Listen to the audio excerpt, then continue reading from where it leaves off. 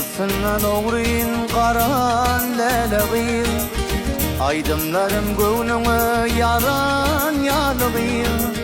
Ya da çekin yanmi Utan yanmi ya da söyyanmi Söyyanmi, söyyanmi Rastından oğruyun qaran lelağıyım Aydımlarım göğnüme yaran yanılıyım Ya da çekin yanmi Utan yanmi ya da söyyanmi, söyyanmi, söyyanmi Ya senleyin bir özümü söyyanmi Özüm söymen tüysün diyanmi Ya benim duyguyu gizleyenmi Söyyanmi, söyyanmi, söyyanmi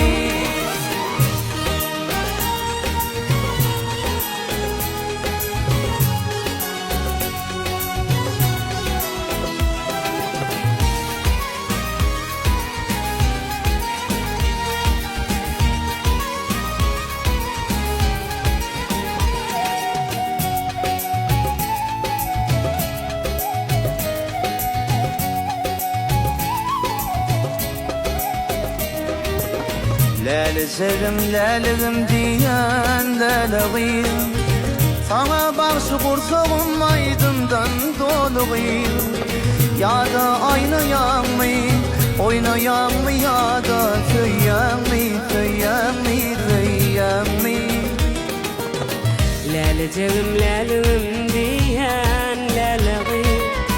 Sana başı kursoğum aydımdan doluyum Ya da aynayan mı, oynayan mı Ya da söyleyen mi, söyleyen mi, söyleyen mi Ya sen